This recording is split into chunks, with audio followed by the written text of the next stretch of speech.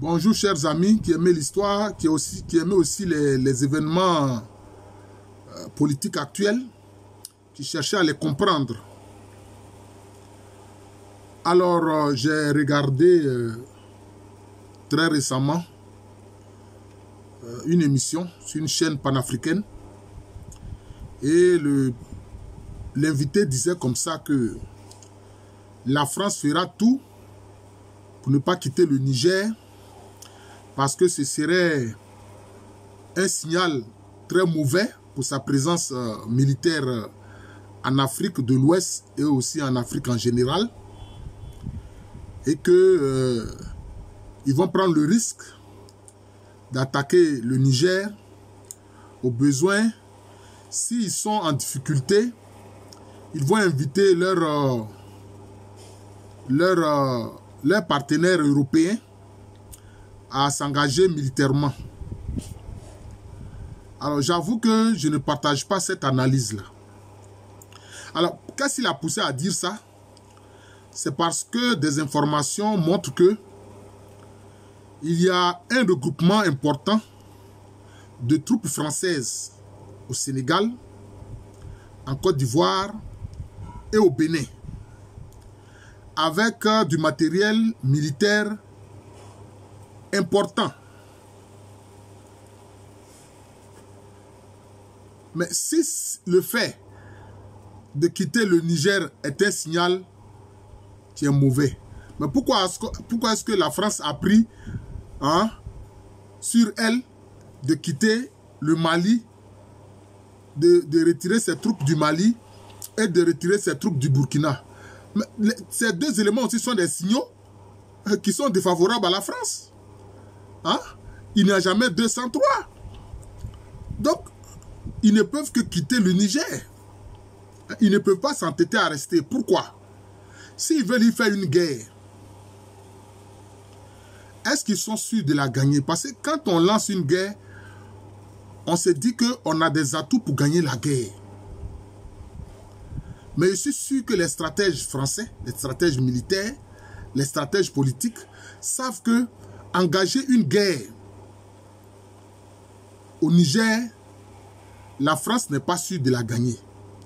Ce n'est pas comme elle a bombardé les nationalistes camerounais, elle les a tués sans témoins, etc. Aujourd'hui, tu ne peux pas faire ça. Parce que les réseaux sociaux sont là. Et que c'est comme s'il y a des yeux de hibou partout qui t'observent. Voilà. Et ce que tu vas faire, ça va choquer le monde. Pourquoi est-ce qu'aujourd'hui, par exemple, le président du Faso, le capitaine Ibrahim Traoré, n'hésite pas à accuser directement la France d'être à la base du terrorisme dans le Sahel? Et le président Assimi Goïta, le président de la transition au Mali, fait la même chose.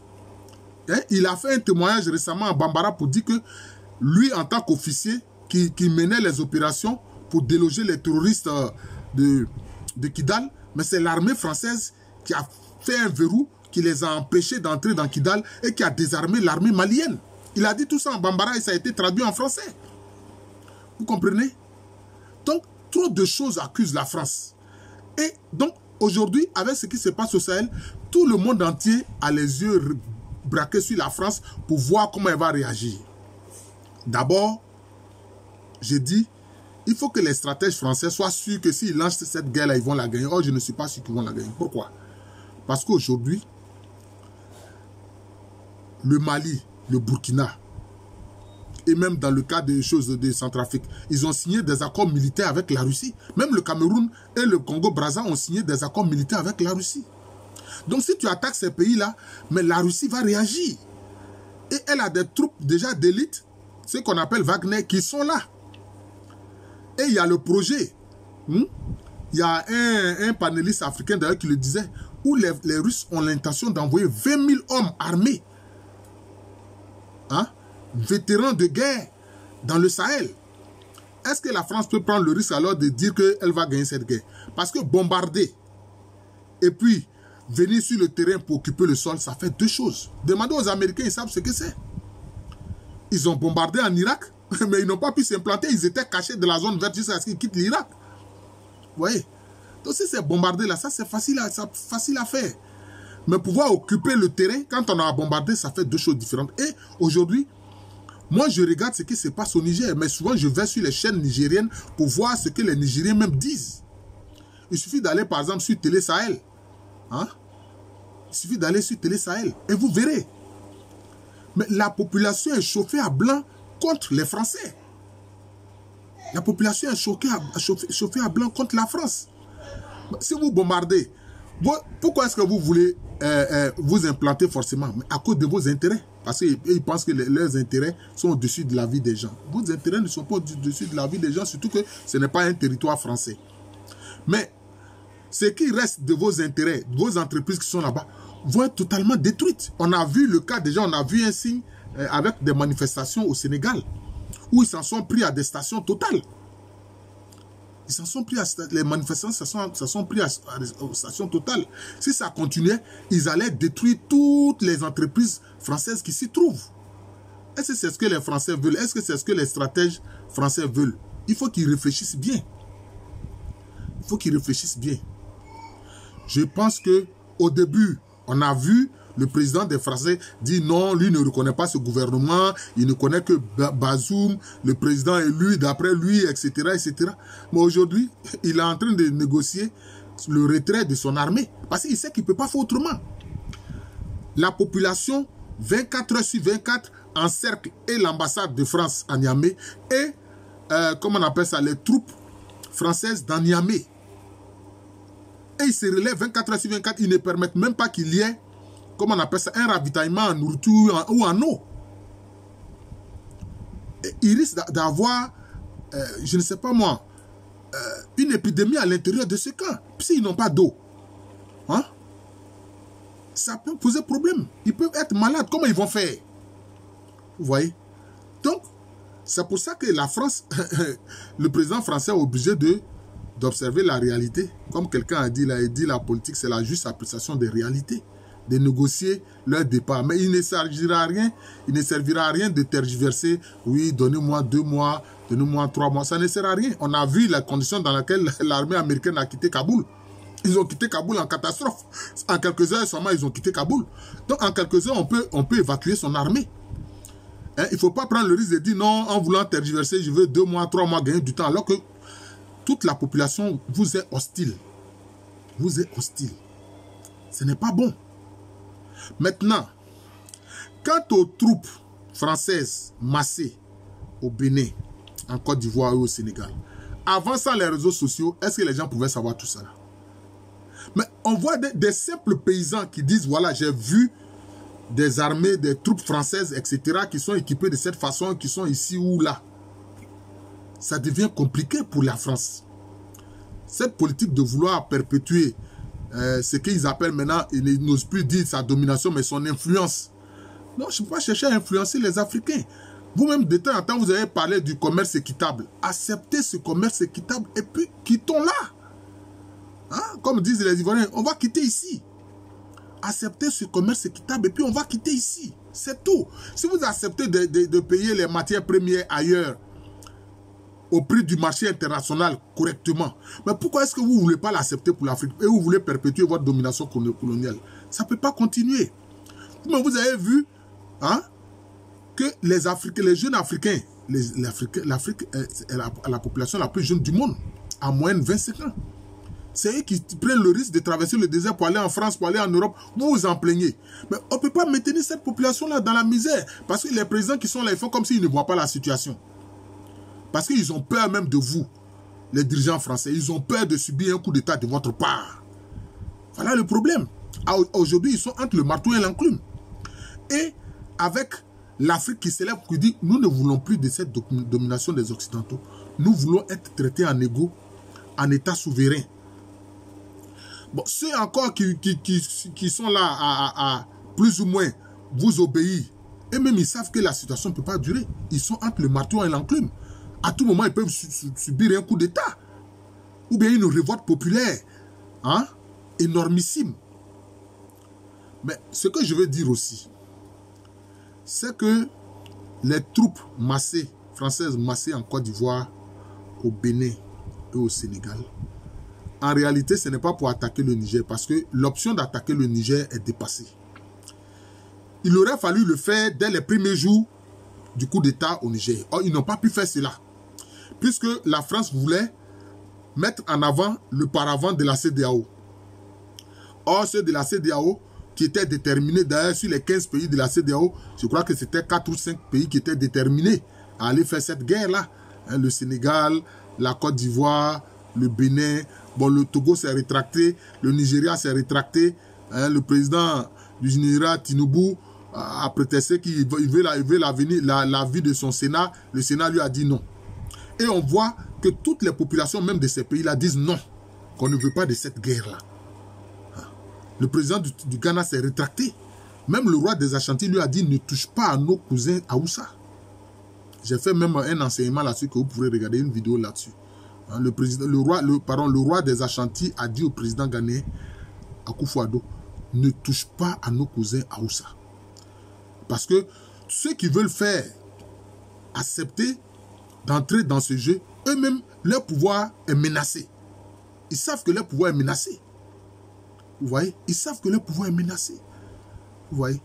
Mais le président français les y pousse pour les utiliser comme prétexte pour pouvoir attaquer. Mais je pense qu'aujourd'hui, les stratèges militaires français disent à leur président, n'essaie pas d'attaquer. Mais, au moins dans les zones où nous sommes implantés durablement, notamment dans le golfe de Guinée, parce que dans la stratégie de l'impérialisme occidental, ils veulent aussi le contrôle du golfe de Guinée.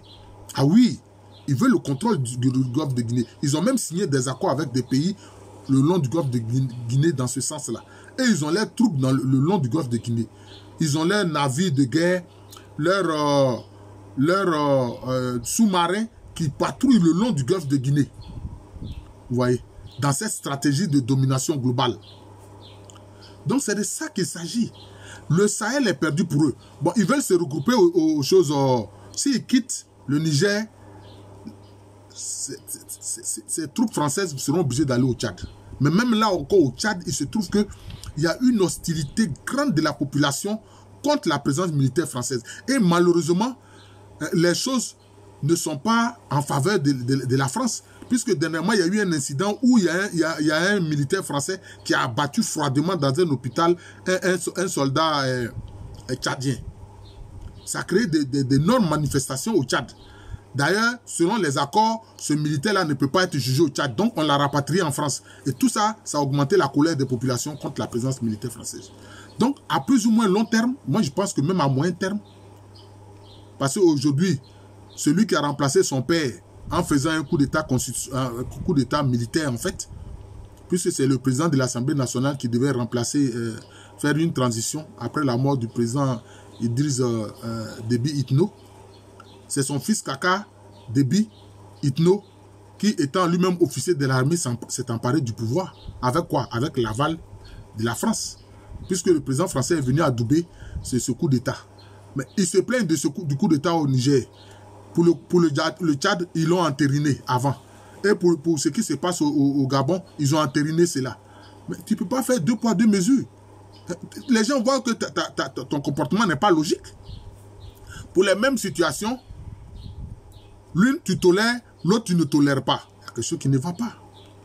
D'ailleurs, les Nigériens ont regardé ahuri de voir le prix réel de l'uranium sur le marché international. 5 et quelques mille francs. Près de 140 000 francs, alors que la France leur achète ça à 4 000 francs le kilo. Alors qu'ailleurs, sur le marché international, c'est 140 000 francs CFA le kilo. Mais au Niger même, la France achetait ça à 4 000 francs le kilo. Les Africains veulent maintenant que leur richesse naturelle leur profite. Hein? Les présidents qui vont vouloir toujours brader et entrer dans ce système-là de la France, ils sont sur des fauteuils éjectables. C'est le constat que je fais, ils sont sur des fauteuils éjectables. Maintenant, je disais que les troupes que les Français ont massées au Sénégal, en Côte d'Ivoire et au Bénin, en fait, c'est pour protéger les pouvoirs qui sont en place. C'est quelques pouvoirs qui sont en place qui leur sont favorables, hein, qui perpétuent leur système, qui leur permettent d'avoir toujours les matières premières presque gratuit. Pour ne pas dire gratuitement même. Ils ont ça gratuitement. Par le système du franc CFA, ils ont ça gratuitement. Mais aujourd'hui, des pays comme le Mali, le Burkina, etc., non, ils ne passent pas par la France pour faire les achats. Non. Ils achètent et puis ils n'utilisent même pas le franc CFA pour faire les achats, leur commerce international. Ils utilisent l'or. Ils achètent ça avec de l'or. Or, l'or, c'est la monnaie la plus internationale qui soit. C'est ce que le Burkina et le Mali font. C'est comme ça. Ils ne passent pas par la France pour pouvoir faire leur marché international parce qu'ils n'ont que sur place le franc CFA. Non, mais ils utilisent l'or. D'ailleurs, nos ancêtres africains utilisaient depuis des siècles comme monnaie, notamment la poudre d'or. Vous comprenez? Donc, en réalité, ces troupes françaises massées au Sénégal avec cet armement impressionnant, massées en Côte d'Ivoire avec cet armement impressionnant, massées au Bénin avec cet arsenal impressionnant, c'est pour éviter qu'il y ait des coups d'État dans ces pays-là.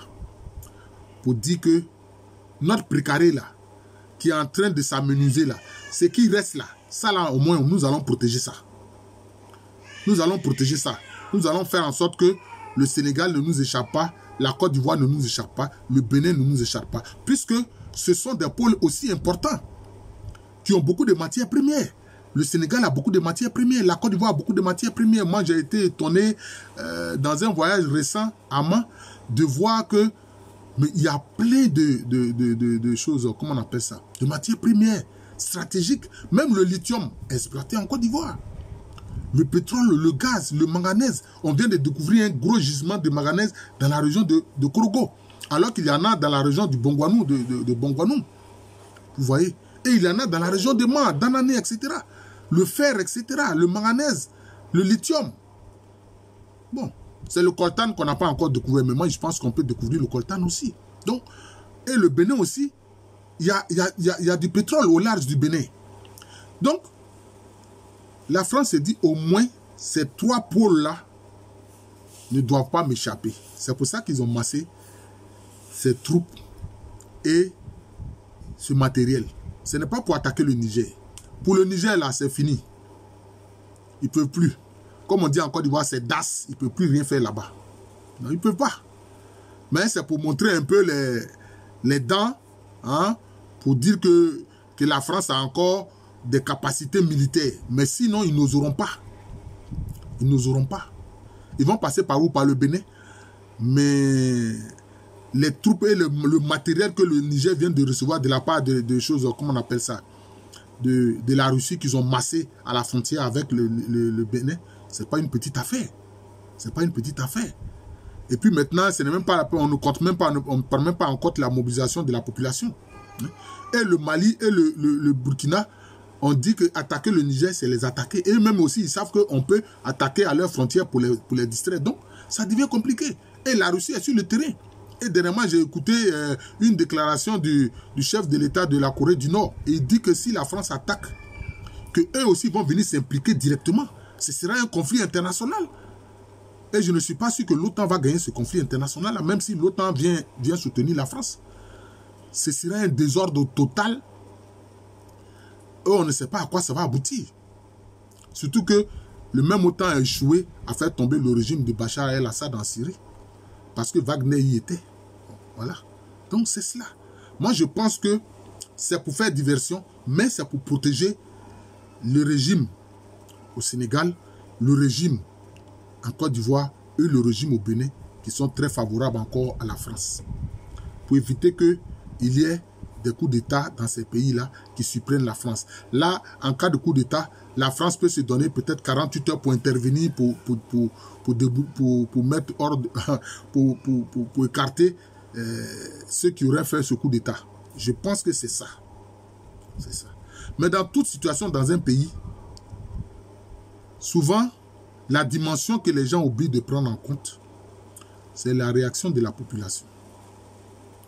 C'est la réaction de la population. C'est la réaction de la population. La France a fait ça. Ils ont massé des troupes et du matériel militaire en Côte d'Ivoire, au Bénin et au Sénégal. Mais est-ce qu'ils connaissent la réaction de la population? Pour le Sénégal, ce sera très dur. Ce sera très difficile. D'ailleurs, devant cette situation où ces chefs d'État qui veulent encore obéir à la France sont entre le marteau et l'enclume, on a vu le président du Togo, Faure Gnassingbé, reculer d'un cran. Il n'a pas accepté que les troupes françaises se massent à la frontière du Nord Togo, etc. Non, il n'a pas accepté ça. Il a reculé.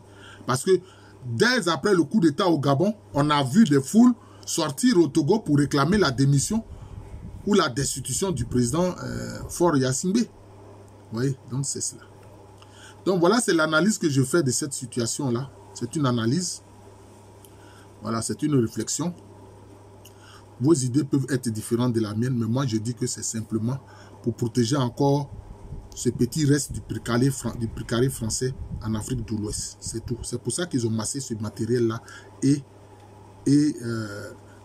ces troupes-là. Ils ont augmenté ces troupes-là. C'est pour ça. Ce n'est rien d'autre que ça. Voilà.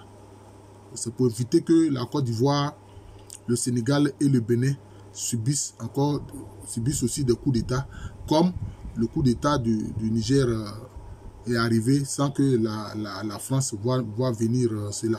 Voilà. Je vous remercie.